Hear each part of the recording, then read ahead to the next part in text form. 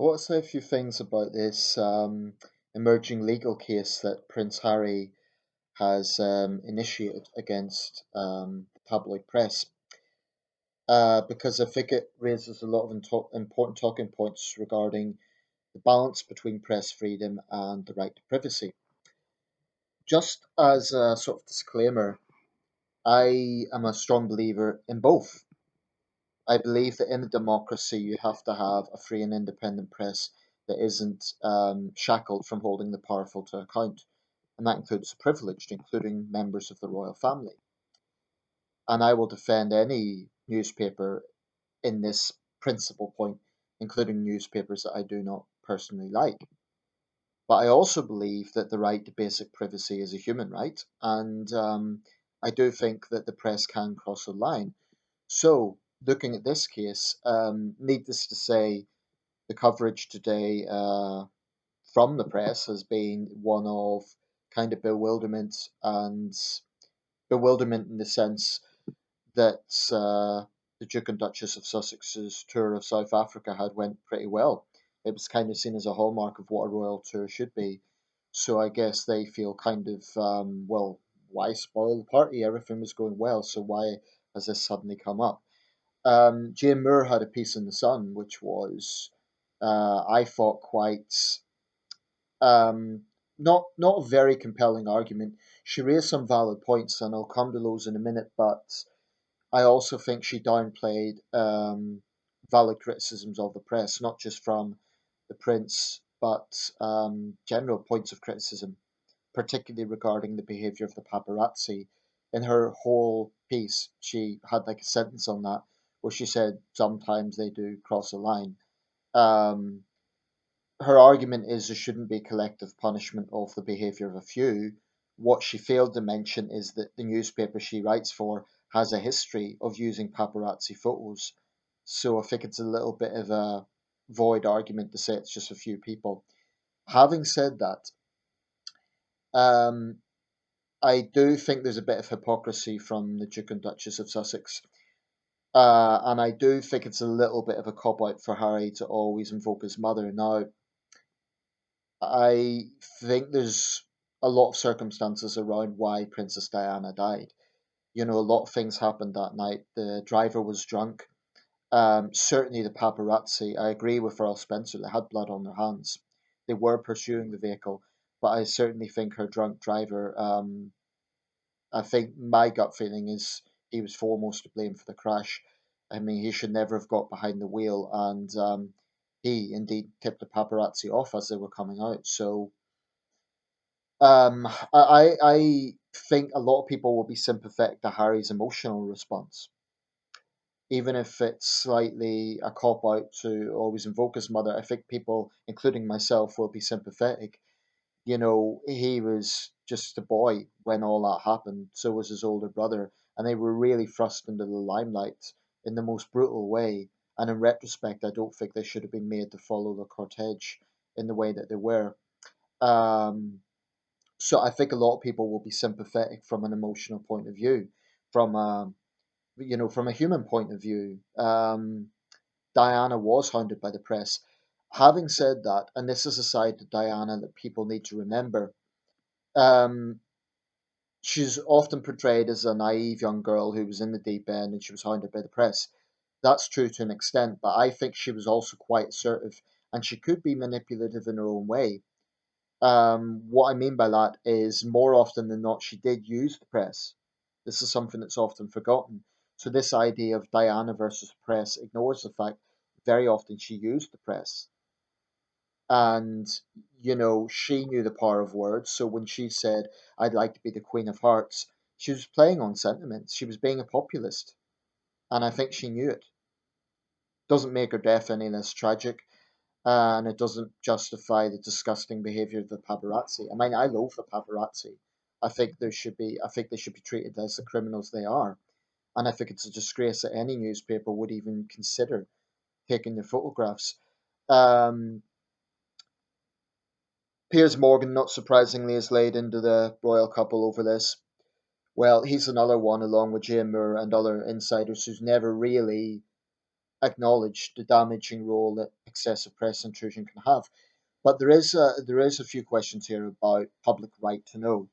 I do think it's legitimate to call out their hypocrisy, and this is something I'd agree with Jane Moore on. For example, on climate change, they preach about that. They have all the green credentials, and then what do? They take private jets. Now that's hypocrisy, because the vast majority of people cannot do that, and it's kind of, it looks elitist and it looks just hypocritical. But this particular thing seems to have been triggered by the fact that Sun published a private letter between Meghan Markle and her father. Now, I do not see a strong argument for public interest in that.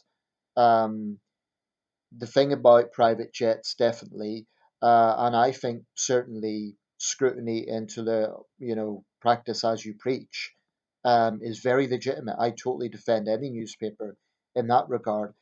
I also think that they have to remember they are in a life of privilege. Meghan Markle wasn't totally new to fame. She was a TV actress, so she would have known, how the media works. So, in summary, I sort of see both sides. I don't think there's any public interest in this letter between her and her father. I think that's sensationalistic. I think that is intrusive. I don't see any public interest in that. But some of the other things that the Sun has reported, I think, is legitimate. And I don't like the Sun at all. But I believe in a free and independent press. And I think that the Duke and Duchess need to remember that they are public figures. I mean, I think Harry was trying his best to get a balance. He did say that he believed in the free and independent and truthful and fair press. Um,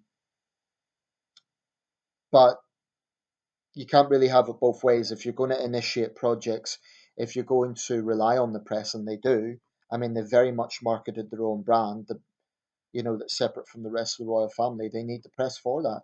So it's a little bit hypocritical to then turn on the press and say, oh, you're being too intrusive. So I think they need to remember that. But on the other hand, I think Jane Moore was very much underplaying the detrimental effects that the paparazzi had, and I don't think she really bothered to acknowledge the sort of depths that would have had on the young prince. Um, it may mean that he's overreacting here, and there is indication that he's acted alone, but I sort of see both sides. So let me know what you think. Is Harry exaggerating this? Is he making a mountain out of a molehill, or do they have legitimate grievances?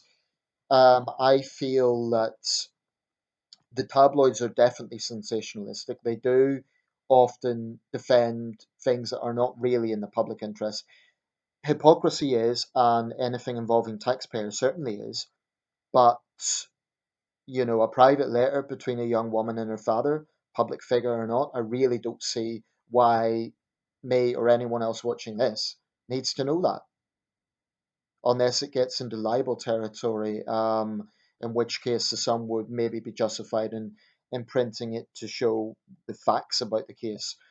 But I don't know, it'll be interesting to see how this plays out. It's interesting that they've hired Shillings as opposed to the official royal lawyers, Harbottle and Lewis, because apparently Shillings is more hardline and aggressive in terms of trying to get damages. It'll be interesting to see what happens. I do think, though, many members of the public will look at them as being a little bit elitist, like kind of, we have this lifestyle and we're promoting green issues and so on, but we don't like when then there's scrutiny of us. Now that won't go down well with the public. Um, and I will also say this though, I do think that Meghan Markle has got a lot of trolling. I mean, I've seen it. I've seen people really vitriolic about her. She's not my favorite royal, but some of it has been very personalized in a way that isn't just legitimate criticism. Um, I think that's wrong. Um, so it'll be interesting to see how this plays out. Let me know your views. I think that there is a right to privacy, even for members of the royal family, for everyone, in fact. There is a basic right to privacy. And I think Jane Moore and others in the tabloid industry, they need to start looking at themselves and considering that their newspapers have used paparazzi photos. By the same token, though, the Sussexes can't sort of rely on the media on one hand, and try to craft their own brand and preach about issues like climate change and then not practice it, and then not expect to be called out for it. So one of the great things about this country is we're not Thailand. The press can criticize the members of the royal family, and that's something I will fiercely defend because I've seen what it's like in Thailand where, people get hounded for, daring to criticize monarchy, and it's scary. I would never like to see a situation like that here. We don't have les majest in Britain, and so that's important to remember. But the Sun will need to work pretty hard to explain how that private letter is in the public interest. I'm not convinced it is. It may be if there's libel issues, I don't know, but we'll see. Be interested to see how this plays out.